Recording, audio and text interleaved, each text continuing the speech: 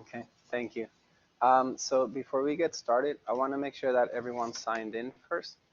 And then if everyone did also, you're going to have an evaluation form, and this is for the end. So wait until the end, and then I'll collect this from you, okay? Make sure that you have your handouts.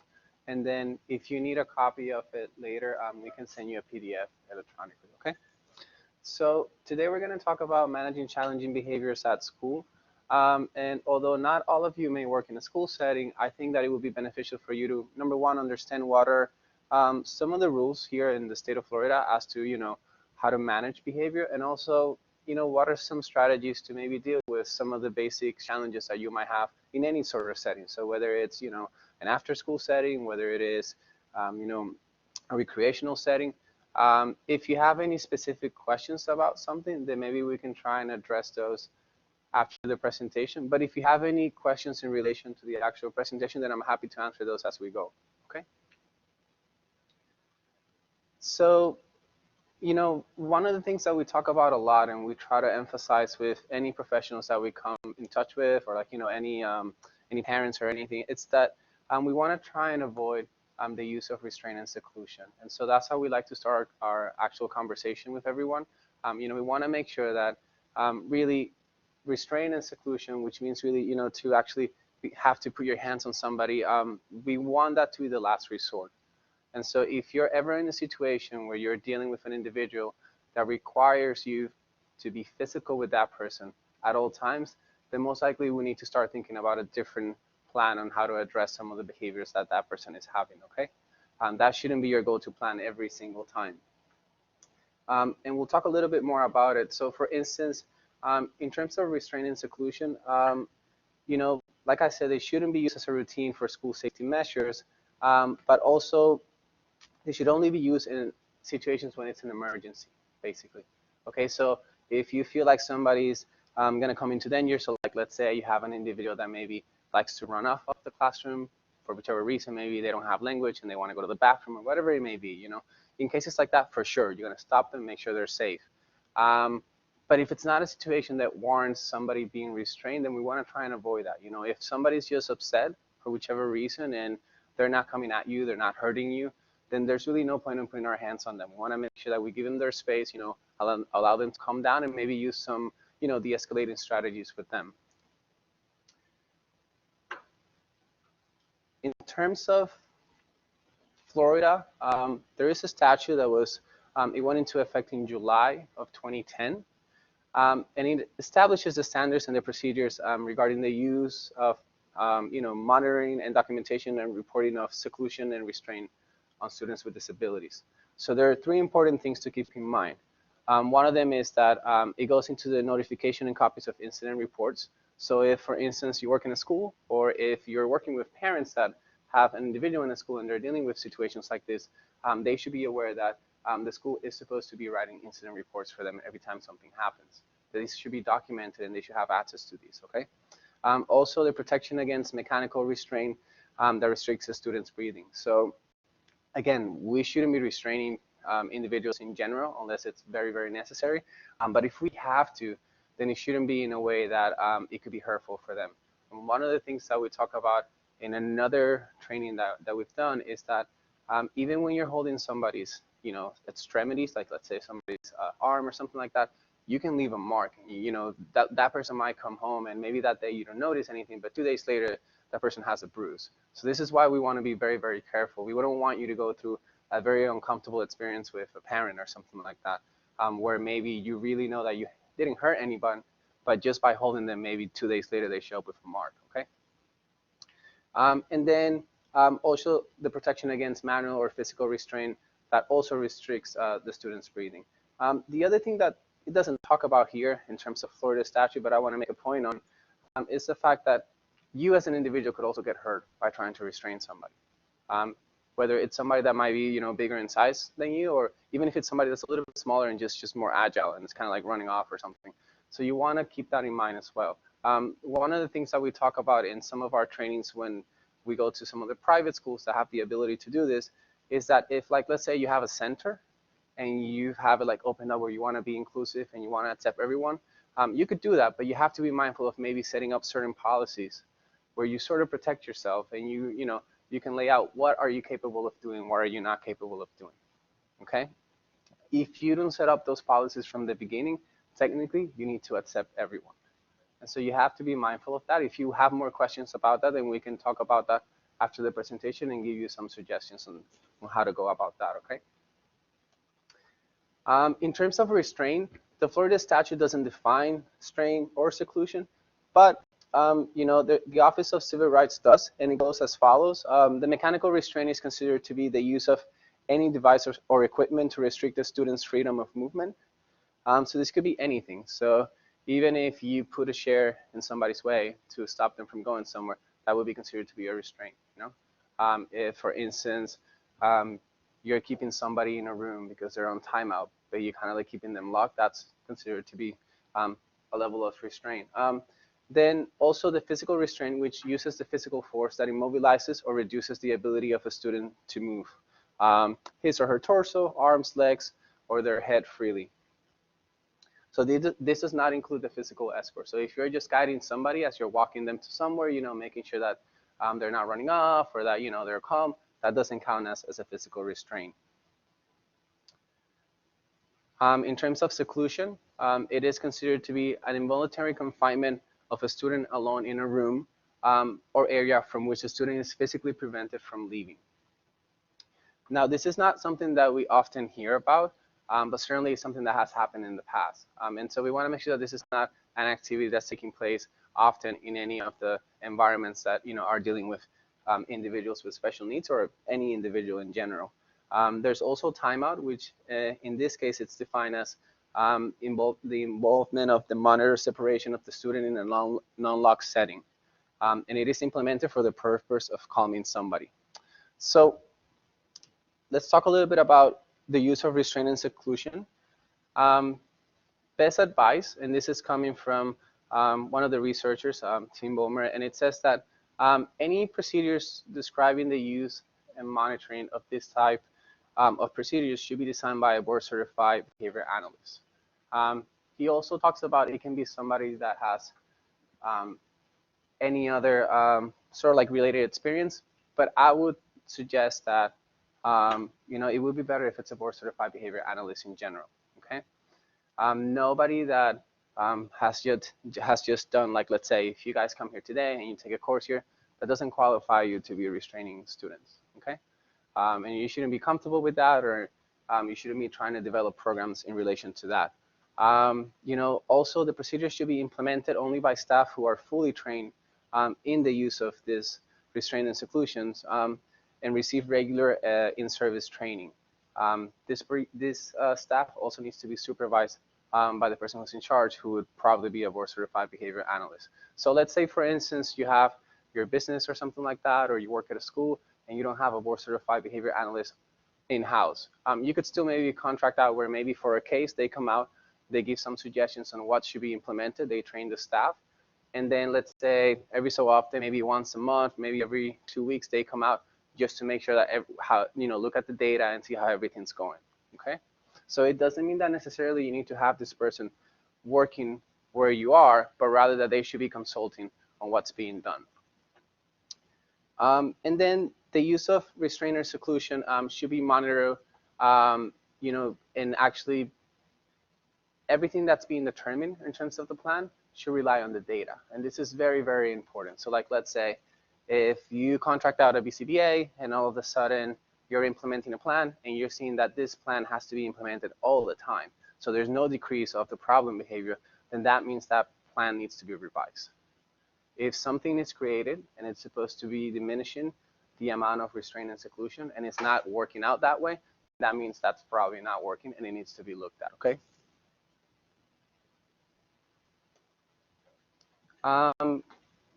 In the cases where a student has a history already of a dangerous behavior for which restraint or seclusion was considered or used, a school should have a plan that, for instance, is teaching and supporting more appropriate behavior and also determining positive methods to prevent behavioral escalations that have previously resulted in the restraint and seclusion. So basically, what we're trying to say here is that it's not enough to just try and decrease the behavior, but we also have to come up with an alternative. So we're going to get a little bit into this just in a few slides, but essentially if somebody is engaging in problem behavior, whether it's aggressive behavior, whether it's escape behavior, the reason behind this is because they're trying to communicate something. They're trying to communicate a need. And so if we want to, for that way of communication to be different, then we have to be the ones teaching the alternative. Okay, we can't just expect somebody to automatically know how to do that. If they had the skills to do that on their own, they probably wouldn't be resorting to actually engaging in problem behavior. Okay, so let's talk a little bit about understanding behavior. And I like to always start this part with this slide, which has bad and good behavior, because there's no such thing as bad or good behavior. These are just labels that we give. Behavior is just behavior. Okay, and we're going to go into the definitions of it. But there could be a behavior that, for instance, is very appropriate in one place. Like, let's say, if you raise your hand when you're in class and you want to participate, or you need to ask permission to go to the bathroom, then that's considered to be a good behavior. If you were to do that perhaps when you're in an MRI machine, then that wouldn't be considered an appropriate behavior. It's still the same behavior, though. You're just trying to raise your hand. But it's just to give you an idea how, we have to start thinking of behavior as just being behavior, and how we have to be careful even when we're thinking about what we're trying to teach as a replacement, and how it might be appropriate in some settings and not in others. Okay. So what is behavior? So behavior can be, for instance, the way in which someone conducts oneself or they behave. It can be anything that an organism does involving action and response to stimulation. And very important, it's basically the response of an individual to its environment. So everything that's going on that you're seeing with the individuals that you're working with, it's going to be a product of their interaction with the environment. Okay? Somebody's not going to engage in a behavior if there's no result from it. Okay? So everything that we've learned to do today, so like for instance, waiting to cross the street because it's saying that we shouldn't walk, we do that because we've been taught to do that. It's an interaction with our environment. We didn't just grow up knowing that. Okay? So it's the same with them. So if they're engaging in something that's appropriate, it's because they've learned, and in the past they've been reinforced to actually do that. And so it is important to know this, because not everyone has the same experiences, and not everyone comes from the same backgrounds, which means that some of the individuals that you have may seem like they have a lot of potential, and somehow they don't have a lot of skills when it comes to this. It might seem like somehow they just don't seem to behave the same way. And so you have to think about perhaps they haven't had the opportunity to encounter some of that reinforcement appropriately. Okay. So how does behavior work? Essentially, let's say we have a problem behavior, and we have, the different reasons why this could happen. Okay. And so, for instance, one of the reasons could be for attention.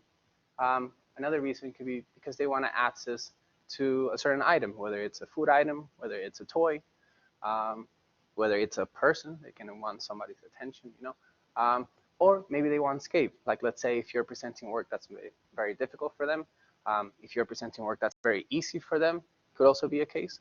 A lot of people don't think about this, but we do see some students that sometimes are misbehaving in class because they don't have enough work, for instance, or the work that they're given is just too easy for them. And so sometimes it's really about having the person being engaged. And then there's another one that we're going to talk about later. That's the sensory part, which it's a little bit more tricky, and we don't expect you to be able to be dealing with those types of situations, but rather kind of like, go out to like a BCBA or somebody like that, like an expert, for more help. Okay. And so in terms of trying to replace behavior, like let's say, and we're going to have some case examples, but you have your problem behavior here, right? Whenever you're trying to think of a replacement behavior, you have to make sure that whatever the function is here, meaning the reason why this problem behavior is happening, the replacement behavior has to be the same. Otherwise, you're not going to have an effect. And so, for instance, I'm going to try and explain that a little bit better. So let's say you have a student that, every time he wants food, he cries, and the teacher, like the para, is busy, and, they have 8 other students that they have to deal with, so they just give him a snack because they know he's hungry. He usually cries whenever he's hungry, right? If, for instance, you want him to, let's say, you want him to ask for it. So you want him to maybe pull your shirt, you want him to tap whenever he's hungry, and that's fine, you do that. But whenever he does that, all you do is say like, oh, great job asking me. I'll get it for you in a minute. That's it. And so all of a sudden, you're not going to be able to get that person to actually learn that to be a replacement behavior because he's not getting the same thing in return. So instead of being able to get the food item as soon as that person engages in a behavior, what's going on is that that person is engaging in a behavior and then it's having to wait to have access to the stuff that they wanted. But not only that, the behavior that they're engaging in actually probably takes even more effort than the one that they were engaging in before. And so those are two things to keep in mind. One of them is that whenever we're thinking of a replacement behavior, we have to think of something that's easier and also that it gives us access to even more than the problem behavior was doing before. And that's basically the key to being able to kind of like help diminish some of these behaviors from happening, okay? But even if you come up with a great plan where you have a great replacement behavior and it's the same function, even if you have access to the same level of reinforcement, it might not work. Because you know what I learned already works for me, so why am I gonna go and try something new? So you wanna try to make it where like it's very enticing. You wanna make it where like, okay, this is really worth it for me to make this effort. And so you have there on your handout like some empty spaces. So let's look at like the scenario number one. Let's say that Kim presents a worksheet to two of her students, right? And while working, Jennifer gets up from her seat and tries to reach for a snack. And so Kim reminds her that she can have a snack once she is done with her work. This always goes up. And in frustration, Jennifer responds by starting to complain and disrupt the class. In order to get her to stop, Kim allows her to have a snack. This is, for instance, something that we see often, and it was kind of similar to the example that I use, because we know that in schools people are understaffed, and so this tends to happen where like, a professor might request something or they might promise something and they might not be able to deliver that right away. So if you guys can, you don't have to all raise your hands at once, but if you wanted to, how would you, like, can you please identify one of you, what is the problem here? So like, what is the function for the problem? So let's start. What's the problem behavior here?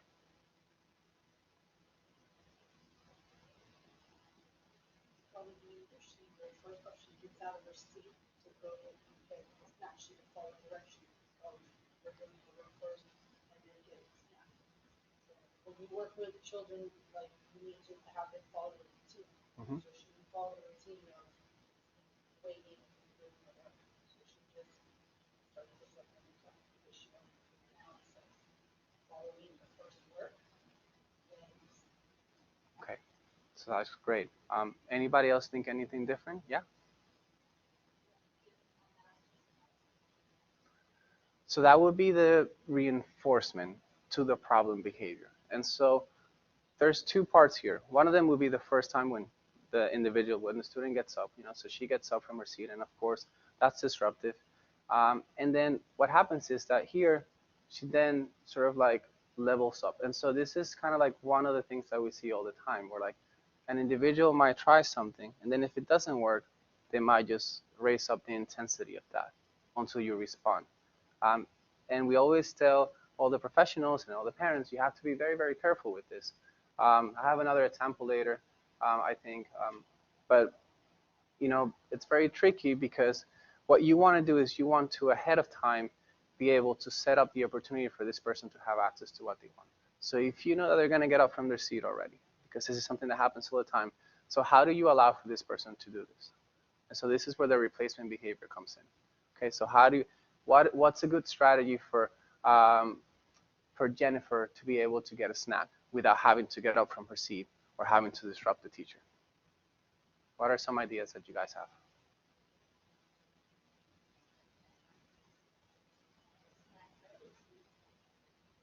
You could. You could have it right next to you. You can have a visual set up where she has to exchange the visual. So like, let's say you can sit right next to Jennifer, and as soon as she tries to reach out for the snack, you can point to a visual. So she goes ahead and does that. You want to try and be always preventive, and so you want to do things before they happen, because otherwise we might just be reinforcing something. And so we want to make sure that we're not building up what we call a chain, where we're teaching Jennifer instead that if she gets up, that's when I'm going to be able to provide her what she wants. Okay? Mhm. I do it in my class with the kids that have ASC kids. Mhm. You put first work, put a picture of a worksheet or Mhm. something, and then a picture of food. And Yes. you keep going back to first work and Yeah. So that's a great antecedent strategy. Yeah. And where that's going to be one of the examples that we have later as like part of the strategies that you can use. It's important, and I will talk about that. But whenever you do that, and that's great that you're using that, that you always do it ahead of time. So you don't want to necessarily be only reminding things whenever the person is already engaging in the problem behavior, but rather from the beginning set it up where like this person knows what they're working for. And then if you have to remind them, then that's great, but you're doing it from the beginning. So again, always try to be like the one setting up the situation.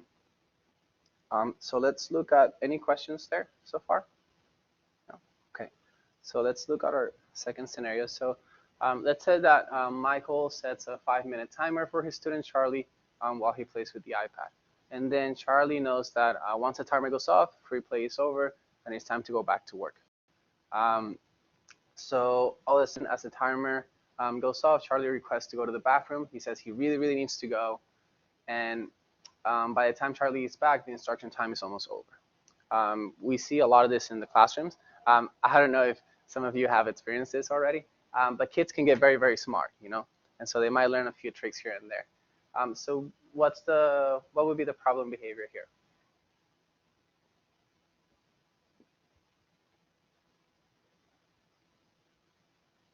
And again, remember, like it could be something that might look like it's appropriate, but it might not be at the right time. Yeah. So clearly, if you're requesting to go to the bathroom, it's a very nice thing. However, there are times when you can request to go to the bathroom, and then there are times when you can't. And so this is where it gets a little bit tricky sometimes for professionals or for parents to understand, because they'll be like, well, you know, if the person's requesting nicely, like, why should I say no? Yeah, of course. I got a phone call yesterday from my son. Mom, I have to go to the bathroom. She goes, I need to go to the bathroom. And when I got the teacher Yeah. on the phone, she explained to me this is a bathroom procedure. But I don't know that. Right. So I'm thinking, I mean, not let you know, letting him go to the bathroom, you know, but yeah, it seems to be Yeah, exactly. So that's what it is. That's exactly what it is. So it's an escape behavior, and so um, you know, we want to. that I have is Mhm. why is she letting him go? Yeah, that's a whole another. Yeah. That's another. That's another set of. That's another set of functions there. But we see a lot of that too.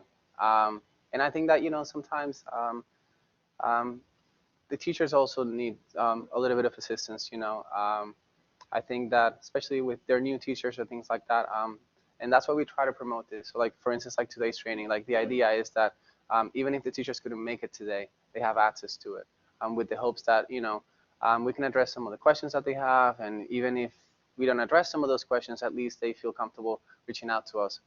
You know, because we can, you know, we're more than happy to go to the schools, for instance. We can do consultation with them. We can reach out to the people from the district to come out with us as well. And a lot of time, that's not something that's talked about so much. And so we want to spread more awareness about that. Yeah.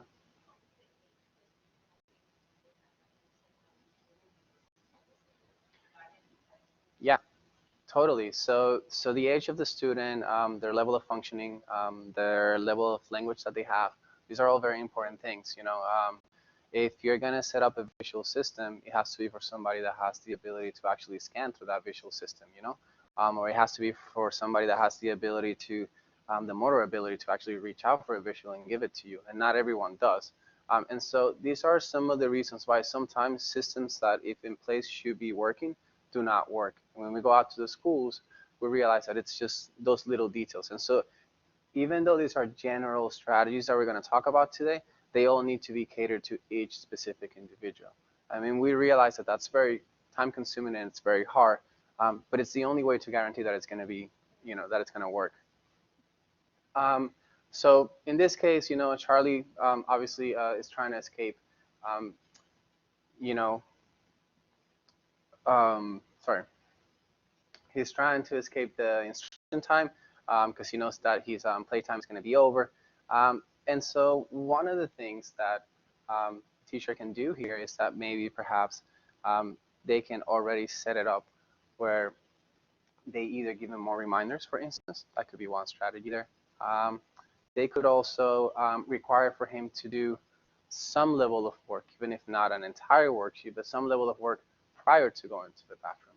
And so you can honor the request to go to the bathroom and be like, okay, so that's great. You need to go to the bathroom. Okay, we're gonna finish this. Like, I don't know, you're gonna do this 2 things, and then you're gonna go to the bathroom. And little by little, you can build up the amount of work that they have to do when they find themselves in that position. And so you wouldn't necessarily, from one day to the next, expecting to be able to just drop that routine and be like, okay, I'm not gonna request to go to the bathroom anymore. But rather, you're gonna help that person little by little learn how to be a little bit less resistant to maybe staying there a little bit longer, even though that person doesn't want the work. Okay. Yes.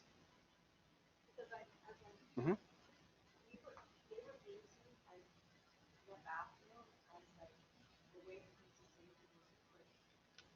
Yeah, sometimes that happens. Yeah, tell me.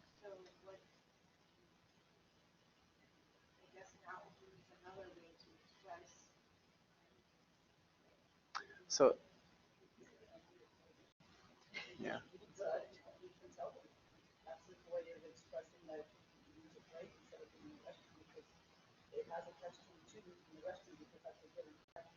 Yeah, so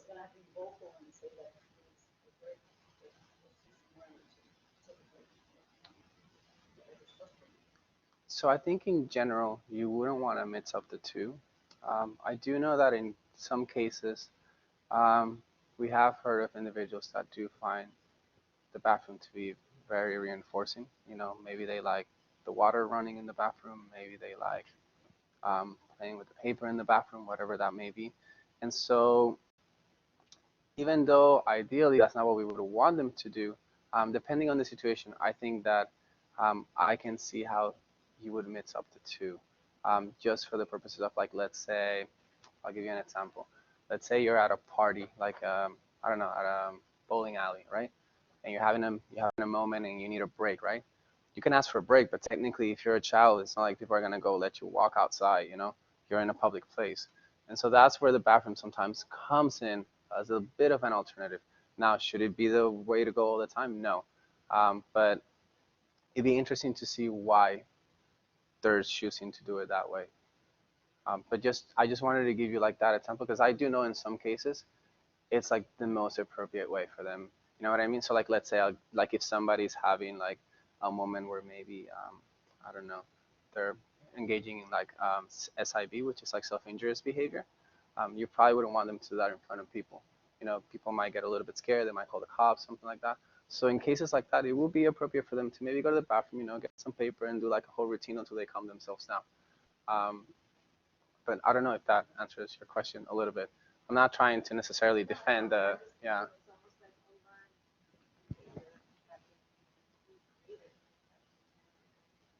Yeah, but the other thing that you have to also understand is that a lot of these learned behaviors can always be changed. And so like what we consider to be like, let's say if I label something a bathroom, I can always change that. And so I can teach somebody that this is an airplane and then just reteach that again. I can just reteach that label. It's probably not ideal, but I could do that. And so if the case was that maybe you're concerned about that person not knowing the difference between a break and a bathroom, you can later on reteach that. I think the important thing is that you're one, teaching that person an appropriate way to get an escape, and then you're reinforcing that. And then after that, you can worry about what are some other ways that this person can ask for escape.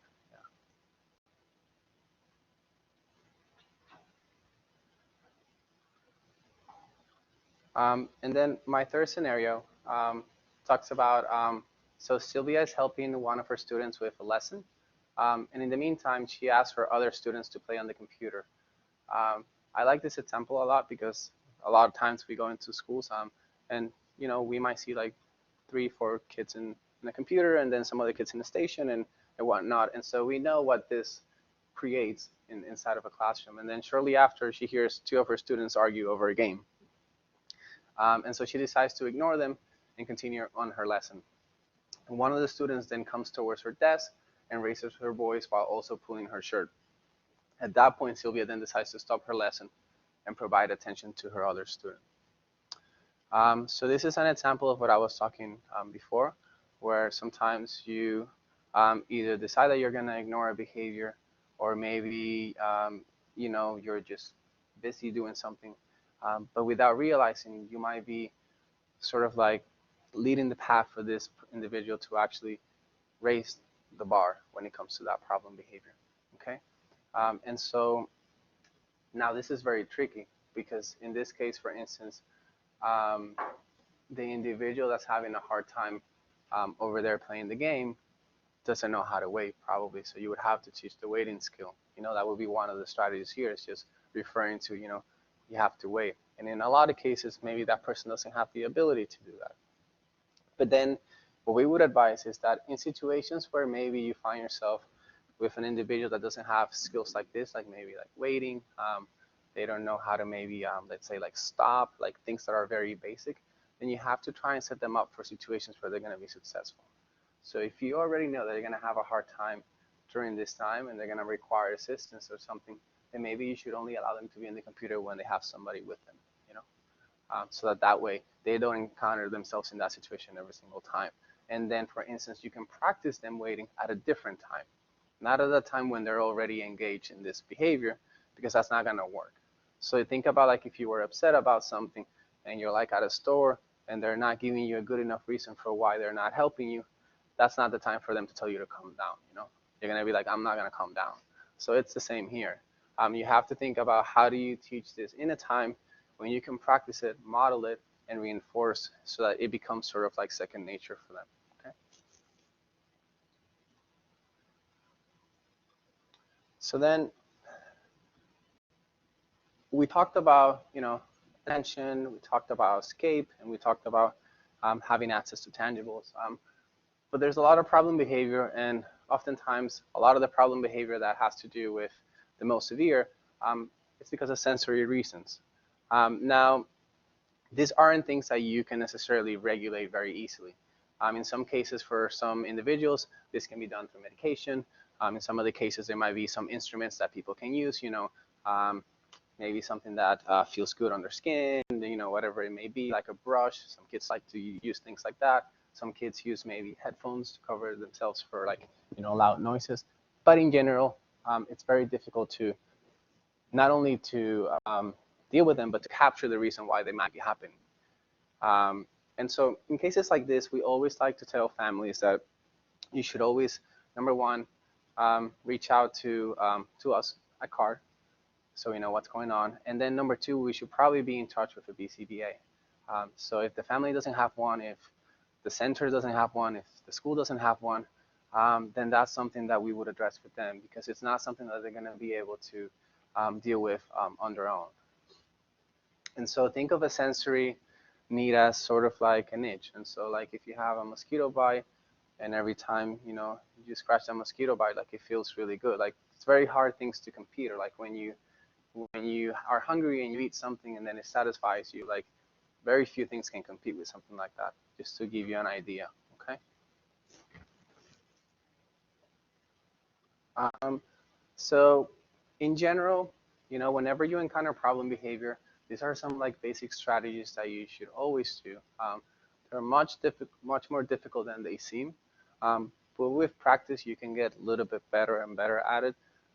The idea behind doing a lot of these things is that you won't reinforce the behavior much more than it already has been. Okay, so for instance, like let's say if somebody is behaving inappropriately, they're being disruptive, you should always remain calm.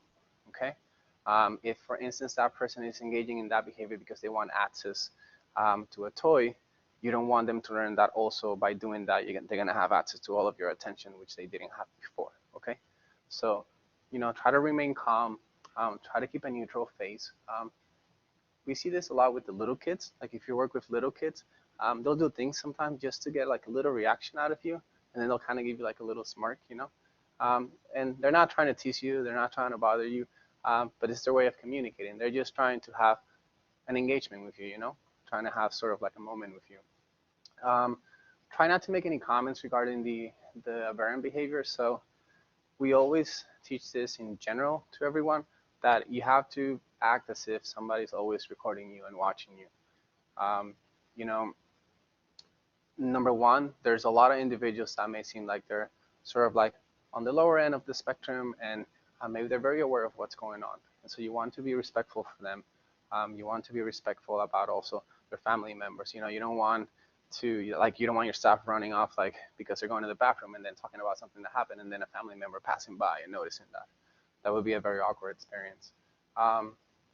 Another thing that you should always do is that you should always call for help whenever it's possible. And so if you do find yourself in a situation that's not your, your usual like, oh, let's come here, let's come down type of thing, then you should ask for help. And so make sure that if you're taking on cases that might be a little bit more challenging, that you have enough staff to be able to assist each other. And also for them to even be able to ask for a break at times. So I know a lot of teachers, especially in public schools, don't have the perk of doing that. But ideally, we would love for everyone to have the chance to take a break. Even if it's just for 5 minutes, go wash your face or something. You can be the most amazing person in the world, and it's very hard if somebody comes and slaps you in the face. You have to turn around and kind of like walk it off. And so you need a little break. It doesn't mean you're upset at them, but it is normal for you to, to feel something. And so we want to make sure that people are always taking care of themselves and they're in good spirits. While the challenging behavior is occurring, try to not provide any instructions that you're not going to be able to follow through on. And so like I said before, so if somebody's engaging in problem behavior, you do want them to follow through with something, but perhaps you might have to you compromise a little bit, and maybe you present a fraction of what you were going to request for them before, and later we'll worry about building that up again, but at least you're getting them to do something, okay? If you expect somebody to do an entire worksheet after they told you they don't want to do it, good luck with that. It's not going to happen. It doesn't matter how strong you think you are. It doesn't matter how nice you think you are to them at any other time. It won't happen when they're upset. Instead, make it like you're actually working with them, like you're there to help them, and offer them solutions. Be like, okay, I'm going to help you. Maybe I'm going to start here and then you're going to finish. Things like that, okay? And then after the challenging behavior has occurred, you always want to have the student finish any of the tasks that were presented before. And so, when you have the problem behavior, great, I'll assist the person, I'll compromise, I'll make a deal with them. I'll be like, okay, maybe we're going to do this much, and then we're going to take a little break. And then once that person's calmed down, then we'll be like, okay, we're going to come back, we're going to finish what we started, okay? Now, again, you have to think about it. If there's something that's very, very challenging, so like if you're presenting a task that's very non-desired and it's going to cause you, so much trouble that it's going to take you an hour to do a worksheet, then you have to think and see, okay, when is the most appropriate time to do this? Am I going to present a task after playing with the iPad? Probably not. You want to present this task, these things that are non-desired, at times when the person isn't transitioning from something they really, really want. You want to maybe make it where like you're going from something that's not so desired to something that's not so desired, so they don't feel like, oh, I'm just being changed from something I love to something that I hate, okay? Any questions there? All right. So we're going to talk a little bit about some strategies for managing the challenging behavior. Some of the strategies are going to be antecedent strategies, but some are not, and I was told to make that very, very clear throughout my presentation. One of the things that we're going to talk about is using positive language. So this is very, very extremely difficult for people to do. You should always tell the student what to do instead of what not to do. And so instead of saying, don't get up from your chair, you can be like, remember we're supposed to stay seated. And so it's about how do you phrase the same statement that you're trying to do. And once you get used to it, then it's a little bit easier, but it takes a lot of practice. Our instinct is to say no, even especially when it's something related to safety. If somebody's running off, you're like, no, we're not. And so you have to remind them, okay, we're using our walking feet, we're using our nice hands, things like that. Obviously, the language is going to be different depending on the age of the individual, like you were mentioning before. So you'll have to adapt depending on who you're dealing with. But yeah, always try to avoid the word no. It's very negative.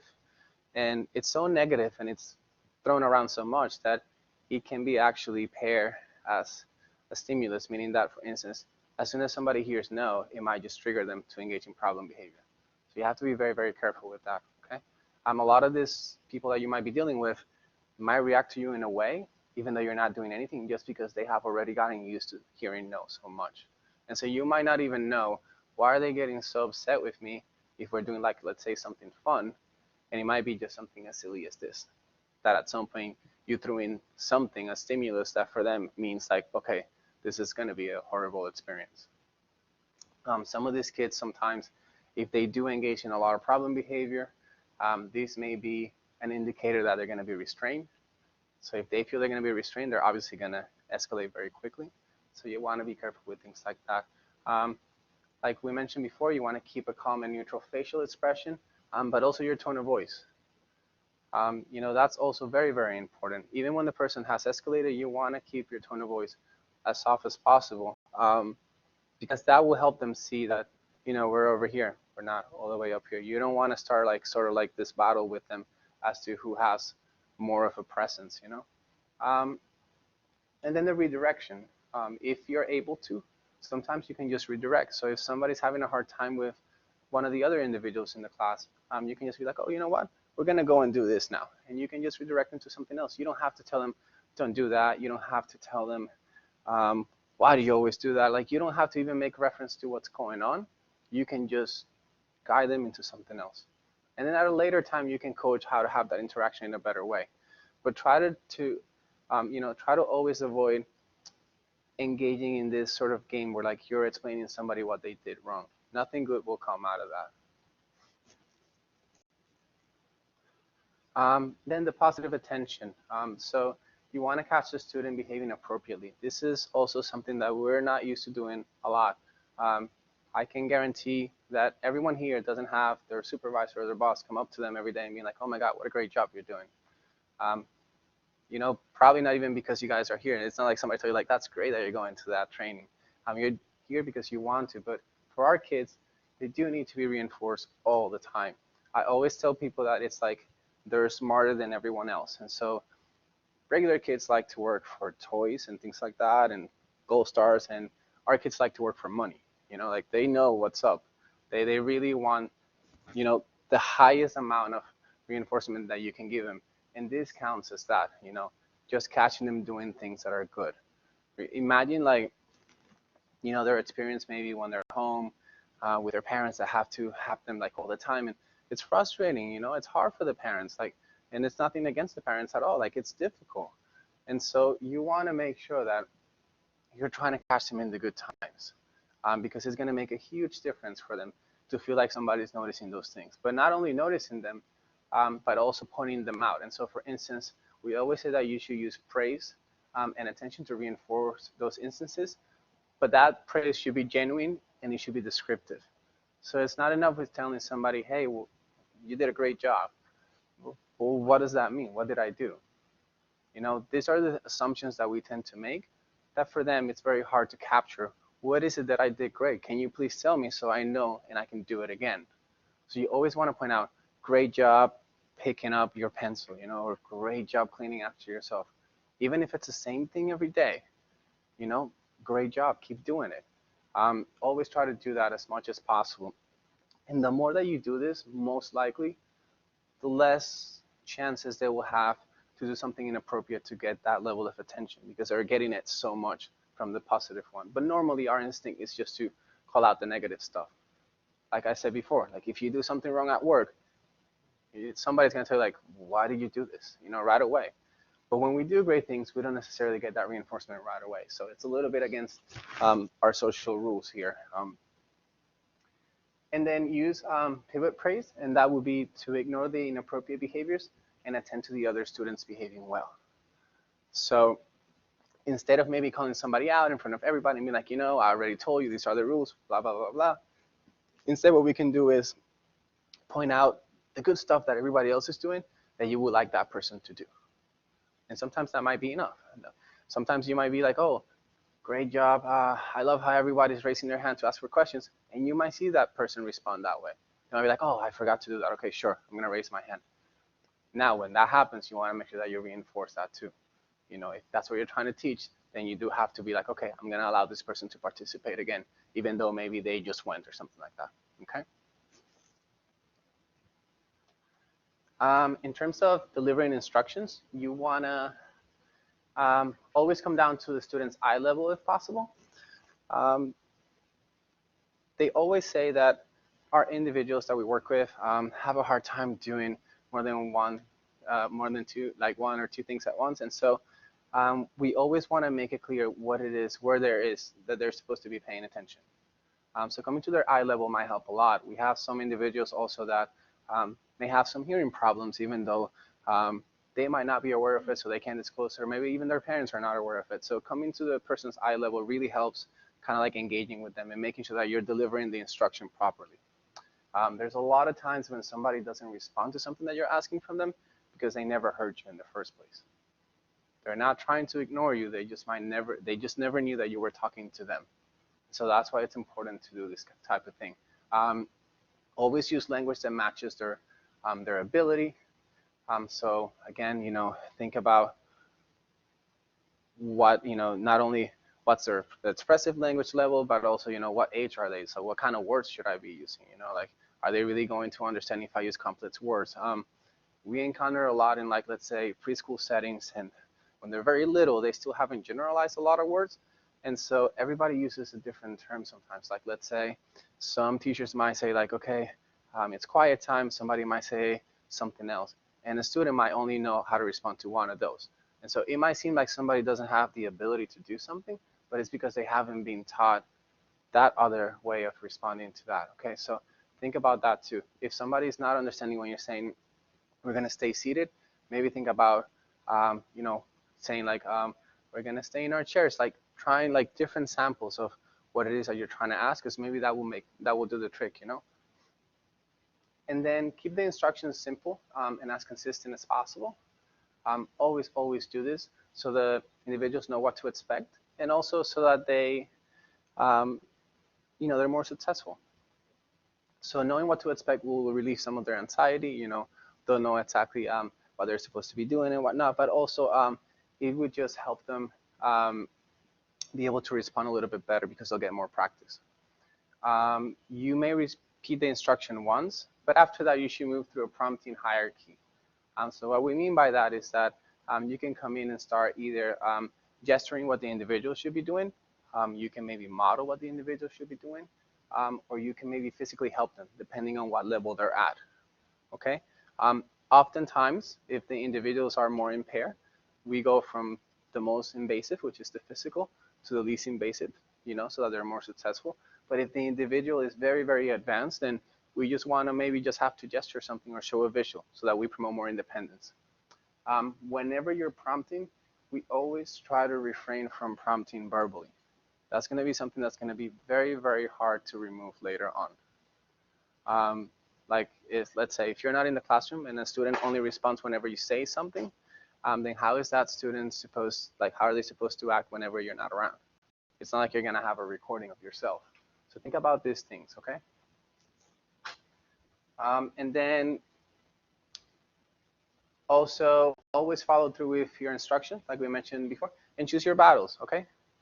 Try to be smart about what are some of the things that are worth tackling and how many am I going to tackle at the same time. We can't go and try to address every single issue all at once. You have to be smart and be like, okay, these are the two main things that are giving trouble right now, that are really keeping this individual from maybe accessing the time where they're supposed to having fun, or maybe accessing the time when they're supposed to be getting an instruction, and maybe tackle those two first, or maybe just that one thing. And then once that's sort of taken care of, then you can move on to the next. If you try to do them all at once, it's probably not going to work either. So don't be afraid to just take it one step at a time. It's important to identify high versus low probability behaviors, meaning, behaviors that are mastered, that are very easy for somebody to do. So like if it's a little kid, like doing a high five. For somebody else, it might be like singing their favorite song, things like this. Or stuff that's very, very hard to do, which is things that they haven't mastered yet, so like a target skill. And so oftentimes, if you're requesting somebody to do an activity that perhaps is very difficult for them because they're not familiar with it, or because maybe even physically or maybe cognitively it's just more demanding for them, then you want to always try and introduce some high probability behaviors before, to try and get them kind of like in a row, where they're like being successful, they're getting access to reinforcement too. And that way, if for instance, they have a hard time with the low probability, you can be like, you know what, that was a great try. We're gonna try again in a little bit. Let's do a couple more of the things that you're really good at. And you can build some of that confidence on the person. You wanna make sure that you do this because otherwise it becomes very, very boring to be learning. If you're just dealing with this negative feedback all the time and if people are just telling you how you're not doing it right, then you're not gonna feel like doing that at all. And so we always want to try and make it as appealing as possible to everyone and remind them the things that they're very, very good at. So this is what it would look like more or less. So you would present the high probability behaviors. This is just like a basic example. So like touch your head and then touch your nose. And then you will model what you would want the person to do. This is like a very basic example, but it's just to give you an idea of how to go about it. In other cases, like let's say if you have a worksheet and somebody that's a lot more advanced, you can ask them to do things like write your name, highlight so and so. And this might be a way to get them to do things just to comply. You get some compliance going on. And then after that, you can say, okay, now we're going to work on some of the tasks that we actually have to do. Okay? And the idea is that you would be interperson. So you would be changing from the high probability ones to the low probability ones back and forth the entire time to help you out. Another thing that you could do, and who was it that mentioned the first N? I can't remember. Somebody in the presentation mentioned yeah, okay. So you can do what is called the Premack Principle, but it's like a first N bore. And so you would make the high probability task contingent on the completion of the low probability task. So for instance, if you do this, then you get access to this. Two things to this. One of them is that it's useful because you're reminding the person what they're working for. So it's important that whenever you're doing this, you're not necessarily deciding what comes after, but rather you're allowing the person to decide. So before you start the task, you will present, let's say, like 2 options or more options depending on the person, and you let that person decide what they want to work for. And then you would have, like, let's say, a little table, like a little visual, and then you would present that, and then you would, okay, so first now we're going to do whatever activity you want to do, and then we're going to get access to what you want. And so you want to always set that up before you start with the task. Now, the other thing that you want to keep in mind is that you don't want to make this too complex. And so if somebody's only able to follow 1-step instructions, for instance, you don't want to put 3 steps in there before they can get access to something that they want. Instead, you will require them to do that one task, give them access to what they want, and then require a different task. As you get more of that compliance going on and they have more and more access to reinforcement, then you can build in more tasks before they get access to what they want. Okay?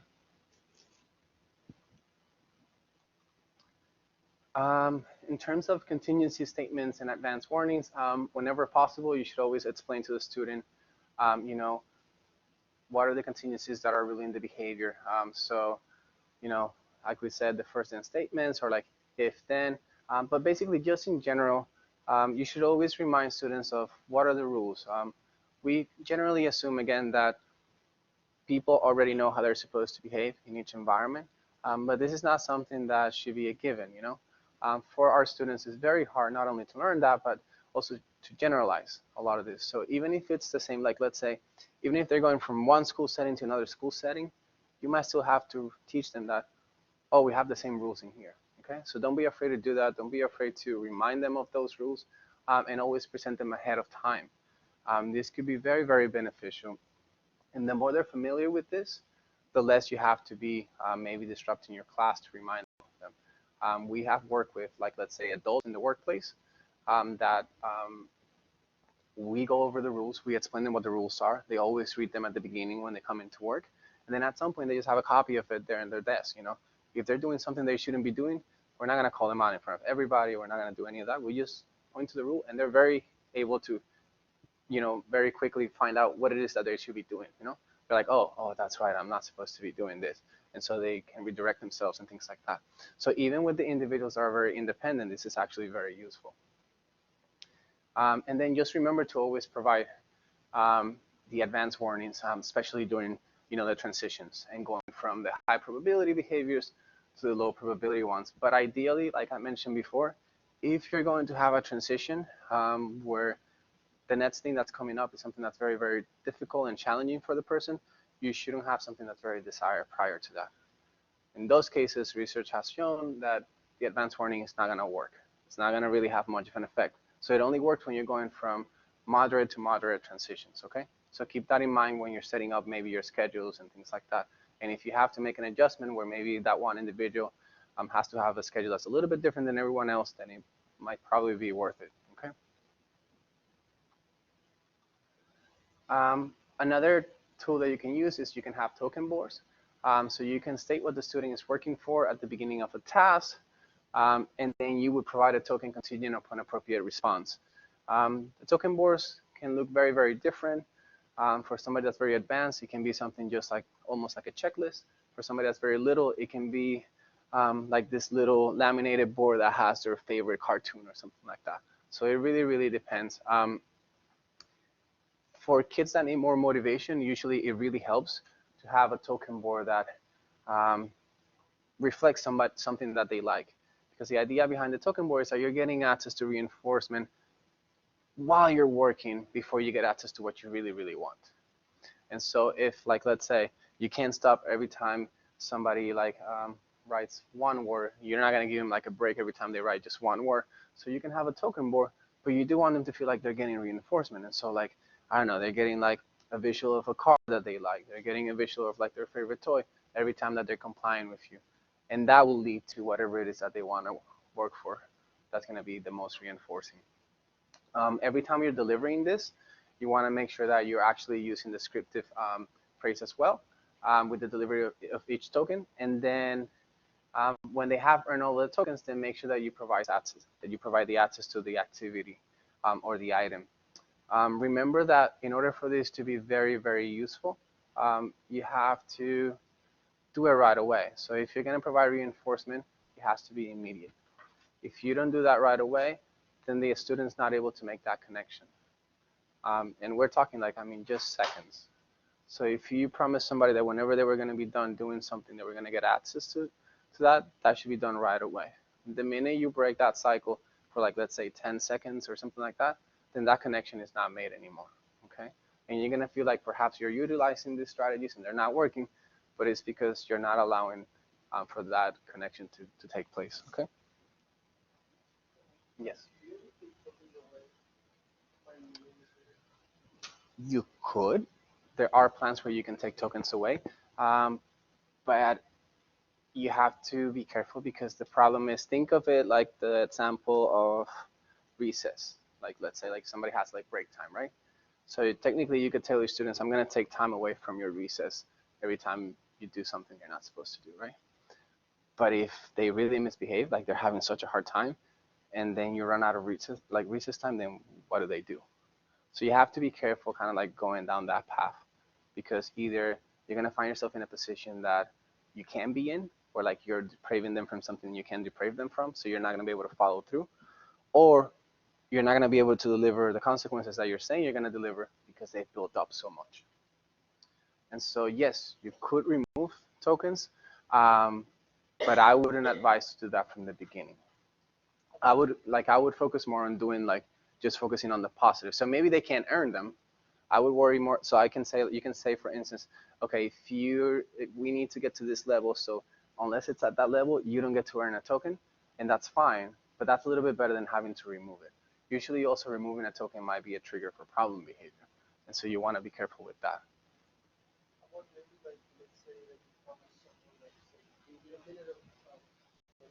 Mm-hmm.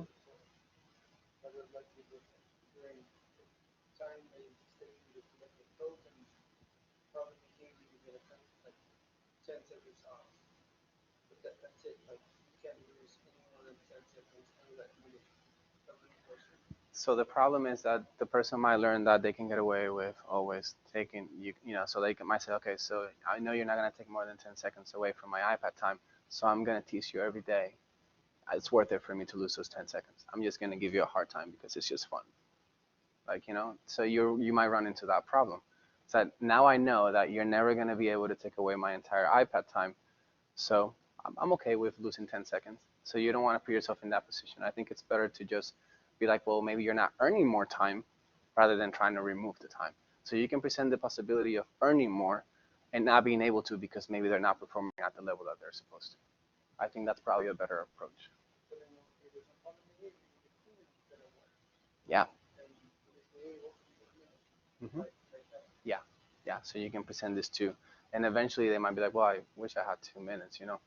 But you also have to be mindful of maybe, is 1 minute enough? Because if 1 minute is enough, then maybe you have to present that if there's no problem behavior, you get a minute. But if there's problem behavior, you only get 30 seconds. You know what I mean? It really depends. So it's going to be different in every case. And it might be where they might get also desensitized over time, you know. So it really varies. But yeah, I would try to refrain from trying to remove it so it doesn't become a trigger. Mm-hmm. There are some other strategies that you can use. So you can, I'll always offer choices. I think this is very important. A lot of the students that we work with, um, they don't necessarily have the language skills or the independent skills to be maybe requesting for things or making decisions for themselves. And we may often make the mistake of trying to make those decisions for them with the idea that we're helping them. But really what we're doing is that we're kind of hindering them a little bit because we're not allowing them to, one, be independent, but two, to even discover themselves. Sometimes we see adults that don't really have that many things that they like. And, you know, we're like, well, what? That's not very usual. But a lot of the times the reason is because they haven't been exposed to that many things. And so always presenting options, even if it's things that you think they might not like, they don't have to choose them, but you present it to them. So you present like options and you be like, okay, you can play with this. And the person goes like, I don't really like this. But now they explore that toy. Maybe you teach them how to play with it so they see what it's like, you know, and you keep presenting new things. And that way you can build yourself more things to be offering in the long run. If you only have maybe one or two reinforcements that you're working with, it's going to be very, very difficult in the long run to be able to get that person motivated because they might get desensitized. So, because like let's say somebody loves SpongeBob and they get SpongeBob all the time when they're at home, and then you're trying to use that at school, they're going to be like, well, I already have my sponge time, you know, before I came here, I'm going to have it when I get home again. So you always want to have yourself surrounded with as many tools as you can. You want to break down the difficult tasks into easier components. And so always think about this. So like if you're giving an instruction, think about how many steps are you putting into the instructions. Like if you're telling kids to put their books away, you know, and get their backpacks, that requires them to get up from their seat, you know, close their book, walk to where the book goes, put it away, then find their backpack, then close it, and then walk back to their seat and then sit down. That's a lot of steps. And so when you're thinking about individuals that maybe have, you know, difficulty processing information and things like that, you want to be mindful of that and try to accommodate for that as much as possible, where you're maybe presenting things maybe, you know, one step at a time, 2 steps at a time, and see how that works out for you, okay? Again, because otherwise it's going to seem like they're trying not to comply, but they might not even be able to just keep up with what you're saying to them, right? And then you want to provide opportunities for the child to actively respond. And so be mindful of that too. You know, you need to allow the person not only to engage in the activity, but also to have a chance to access reinforcement. And sometimes you may have to be the one sort of like facilitating that. You may have to want to be the one manipulating the environment in a way that the person is able to participate. So maybe they're not able to necessarily respond certain questions about the lesson because they're, you know, they're too difficult for that person at that time. But maybe that person can actively participate or respond by coming up to the board, maybe pointing to something, whatever it may be. So think about ways where you can get that person engaged so that that person not only gets reinforcement from you, but also from their peers. Believe it or not, sometimes that helps a lot too. You know, the fact that they have no interaction with their peers has to do with them not being exposed to the situation, so their peers don't even know what abilities they have. So you should take on the role of showing people, look, this person's able to do all these things, and they're really, really good at them. And then maybe that would allow them to have better interactions, you know, with their friends, their siblings, whoever it may be. And then we talked about interpreting the hard tasks with the easy ones. and following up with your instructions. One thing that's very important is you should always reassess your environment. So you might go out of here today thinking, okay, I have all these ideas and I know what I'm going to do. I'm going to try it out. And it might work for the next 3 weeks and it's going to be great. And then I'm going to get an email and you're going to be like, it doesn't work. Like I tried it, like it was great, and then it didn't work. But something might be different in the environment, you know.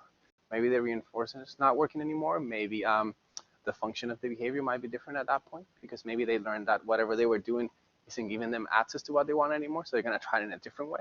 So whenever you're trying to diminish a problem behavior, you may have other problem behaviors arise because a person might be trying to compensate for that until they learn how to do it appropriately while you're teaching them. Okay, so keep that in mind. If you see another problem behavior arise while you're dealing with one, you're probably doing a good job. It's just it's going to take some time there. Let's see. And then I talked a little bit before about practicing mock scenarios. So you want to do this during the downtime, you know, and this could be, you know, like I said, you know, so like whether it's like waiting, requesting for more, asking for attention, you can practice these things at a times when they're not necessarily during the instruction. And this is just to kind of model for the student what they're supposed to be doing. You can provide feedback without being disruptive to the entire class, you know, and you can make it a lot more reinforcing for them to do it. That way, with time, they can learn that, okay, this is fun. I want to do this again. And when they're presented with the opportunity, then they'll be more likely to actually engage. Okay.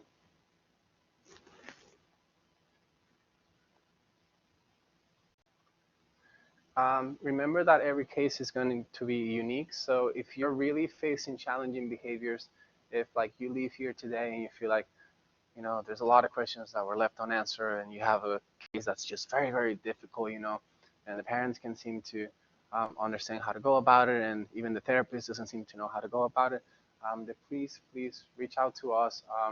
If the family doesn't know who their case manager is, you can reach out to our main number. It's fine. We'll either find out who their case manager is, or we'll find out, you know, who to assign it to, or maybe even, you know, we can just register them even if they're not registered with us. In the case of public school, there is an autism support department that most people don't know about. Parents can actually reach out to this department as well, and I don't think that a lot of them are aware of this.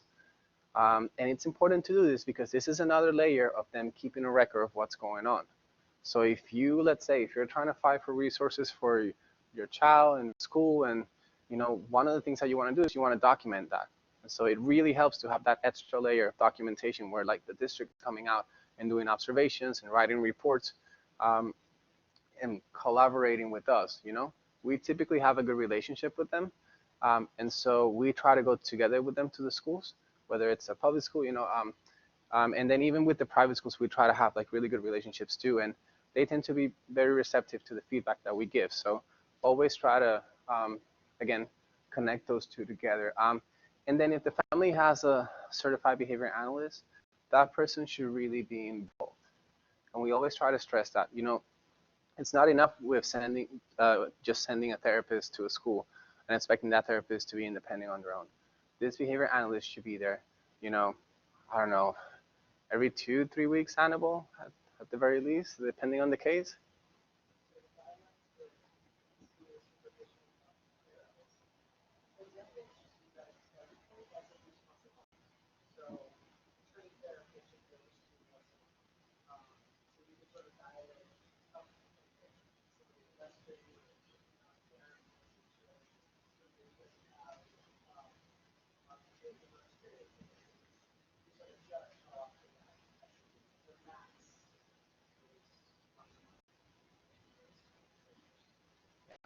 And so keep that in mind when you're like building up your policies and whatnot, like if you have your own business, because if you're gonna have a family that's gonna bring you a case that's a little bit difficult and you want to accept it, then that's fine. But if they have a behavior analyst, and they should commit to providing the service that they should be providing in terms of support. Okay.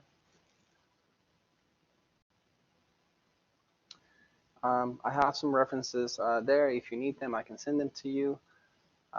This is just one of the events that we have here. Is our biggest fundraiser of the year. If any of you want to participate, you can email me later and I can give you more information about it. It takes place on April 18th. It's like a very nice sit-down dinner. We sell, there's a lot of opportunities. We do raffles, like a silent auction. We do sponsorships. So if you guys want to get involved, please do let us know. We'll appreciate that, of course, as we function with very few state dollars. We already talked about Spark, but I will move on to the next slide. If you want to take a picture of this, so this barcode actually will take families to a little form that we have online where they can fill out just basic information and let us know that they want to register with us. So if you know of any families that potentially could benefit from registering with us, I can send you this so they can just fill that out, and then we'll have one of our receptionists reach out and let them know what the next steps will be, okay? Everything that we do is going to be free, just like the training today. Everything that we do for the families is also going to be free. And then, yeah, anything, community members, like it could be anything. It could be first responders, like anyone that works with the autism population or any related disabilities that we're covering can come to us for assistance. And then we're on social media, so if you want to know a little bit more about the events that we're doing, maybe other trainings that we're doing, we tend to post those on social media. If they're not in there, then also you can go to our website. In our website, you can sign up to, I believe that at this point you can sort of like sign up to our calendar, so it sends you notifications. But also we send out emails, so you can sign up for our newsletter and you can get all the events that we're doing at CAR, like every Tuesday, and then all the events that are going on in the community every Thursday, okay? If, like, let's say your center or your school also wants to let us know about some event that you're putting together for the families, then you can send us that flyer and we'll be happy to spread that.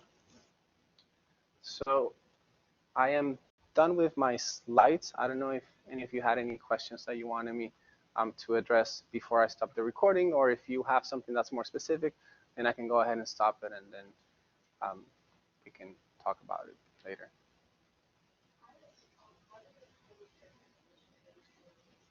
Okay, so how did the school get the information for the training? In terms of, okay,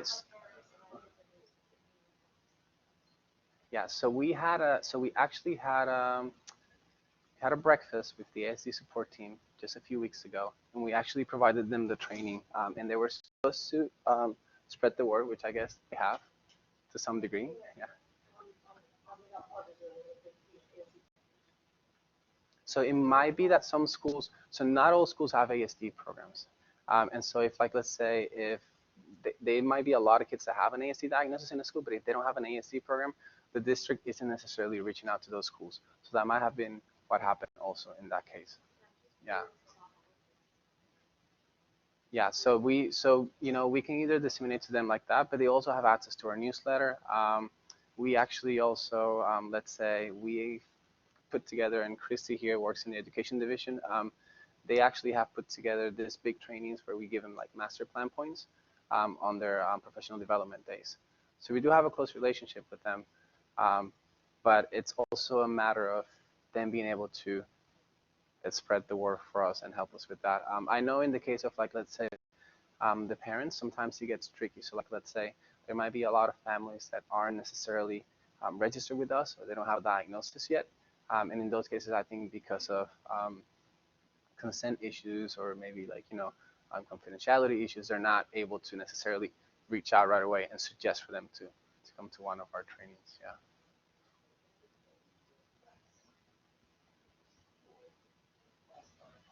Yes.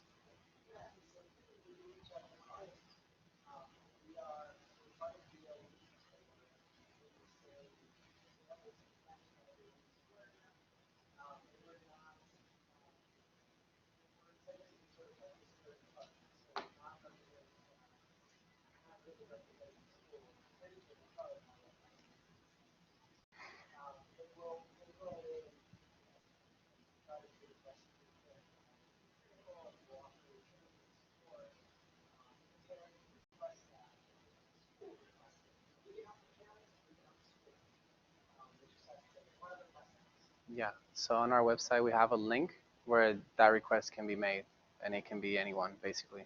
So anyone can go on our website and under content, yeah.